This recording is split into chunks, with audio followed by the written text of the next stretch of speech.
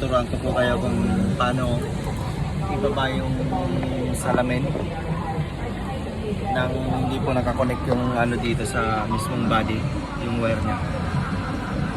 Kung paano mo siya maibaba kasi nandito yung ano niya, yung butas ng tornilyo. Kailangan may down mo siya para mag-sentro siya dito. Makita mo yung tornilyo, yung bolt niya. Ito po guys, tuturo ko po sa inyo kung paano. Easy lang po. Para hindi na po kailangang hindi mo na kailangang mag-on pa ng sasakyan para may baba itong window glass. Ganito lang po guys, kunin mo lang yung wire nito. Ito kasi second hand naman to, hindi nagagamitin. Meron to siyang ano. Natutunan ko lang po ito dun sa Saudi Arabia. Pagtrabaho ko ng Saudi Arabia. Bali, positive negative po ito. 12 volts. Kasi bago po natin matatanggal itong salamin na to, ay kailangan matanggal muna natin yung pinaka bolt niya na may tapat mo dito sa butas na to. Kaya wala tayong ibang way kasi putol-putol na po ito. Hindi mo na kailangan i-connect sa body. Ngayon gagamit po tayo nung dati niyang dito, yung plug niya. Tsaka ito yung battery na ginagamit ko sa Barena. 12 volts. 18 nga pala ito. 18 volts. Ito po. Salpa po natin yung dati niya. Tapos may nakalagay po dito sa 18 volts natin ng positive negative.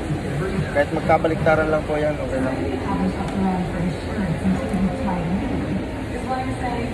O, diba? Makikita nyo po. Yan, bumaba na siya. O. Ngayon, kung gusto mong itaas, i-reverse mo lang po yung positive niya. Yan, tataas siya.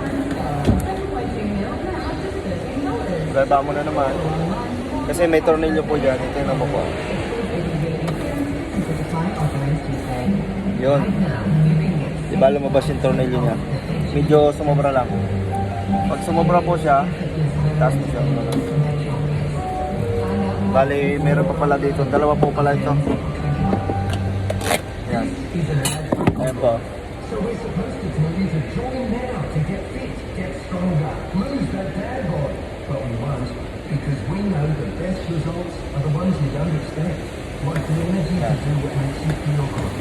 Oh, diba? Saan yung tornilyo niya? Yan, sumobra. Yun. Okay na po. Ayun. Ayun yung tornilyo niya. Ngayon ay may ano na natin siya. Yan, ito po yung tornilyo na tanggal na. Dalawa po yan.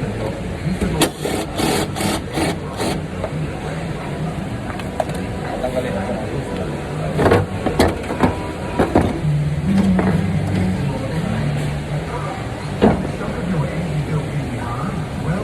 Yan po. Diba napaka-basic lang. May natututunan naman po kayo sa akin. Thank you for watching.